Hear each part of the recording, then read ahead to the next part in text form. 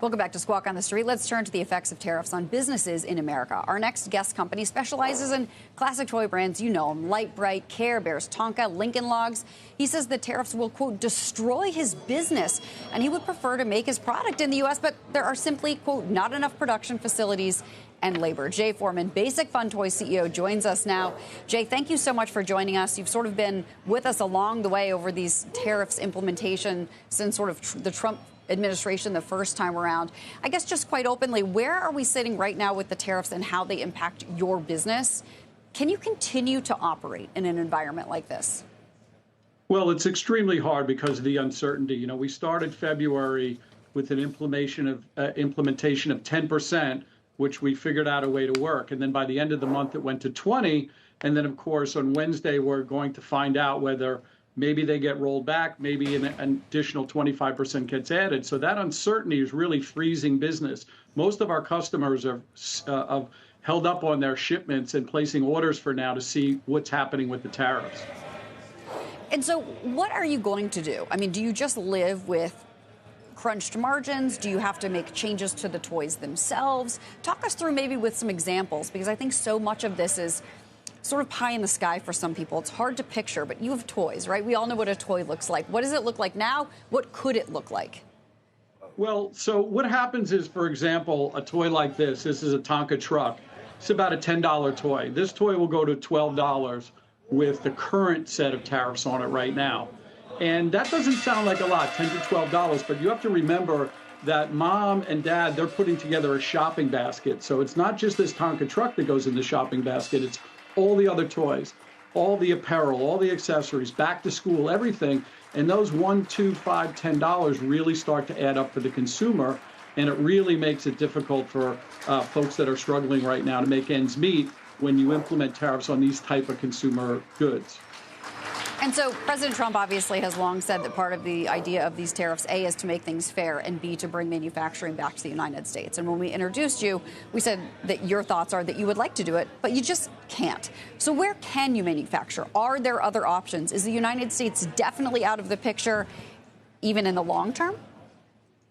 So I think so in general. I mean, one good thing that the toy industry is done is we've tried to solve a problem. The president's problem is we want zero tariffs on all products. You don't tariff us, we won't tariff you. The global toy associations around the world have just gotten together to agree, and we put out a statement, and we're advocating for zero tariffs on toys everywhere around the world. Toys are such an important product for children, for parents, for the development of kids, and we want to see toys remain value-oriented. So we're advocating for zero tariffs. Our entire industry, that's probably the first industry in the world that's advocating for zero tariffs across the board.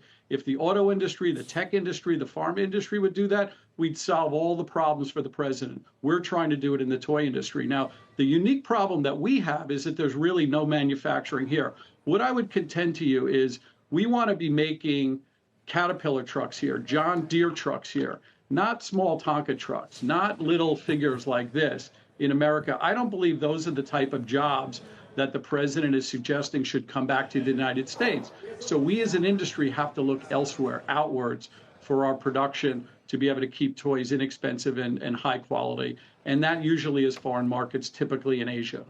I know you went through the Tonka truck example with us, but we're showing the Care Bear video on the screen right now of one of the manufacturing facilities you work with in China, because we've worked with you before to help tell this story and what happens with the cost of that bear from at the time that it starts at the factory through the transit price and then all the way through to the store, perhaps at a retailer where someone would buy it.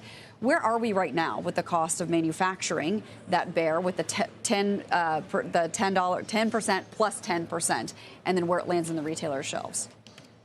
Right. So traditional Care Bear, say a Care Bear like this, it's about a $15 retail. With 20% tariffs, because that's what's on the product right now, this toy will likely go up to $19.99. So this Cheer Bear turns into Grumpy Bear for the consumer when the prices go up, because this tariff has to be passed along. In our industry, we really don't have high profit margins, and most of our customers, Walmart, Target, they work on pretty tight margins also. They give consumers a lot of value. So does Amazon and lots of other retailers. So the profit margins aren't there to absorb this. So in the short run, a lot of businesses are going to absorb the tariffs. My business will have to absorb the tariffs. It'll cost us some profits. It'll cost us some money in the short run, but eventually these tariff costs get passed along to the consumer. Certainly in consumer products, that's going to happen. I think you'll see it in the auto industry and lots of other industries as well. You know, it's very hard for us to imagine bringing production back to the United States for a Care Bear like this when there's still not one iPhone. This is a $1,000 iPhone. This is a $15 Care Bear.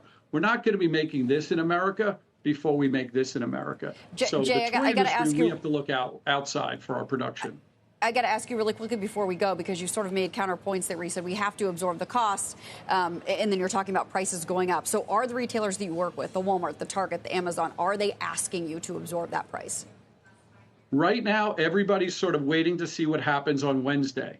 If tariffs are moderated to some degree, I think you're going to see retailers hold their prices and vendors like ourselves try to absorb. If the tariffs remain low and light, we'll absorb them. We'll figure out. But if the tariffs come on and they start to become heavier, they'll have to get passed along to consumers. There's just no way around it. It's just something that happens naturally in this market. Great stuff, Jay. Good to know. The retailers right now with you are holding and waiting for October 2nd. Thank you, Jay Foreman, CEO of Basic Fun Toys.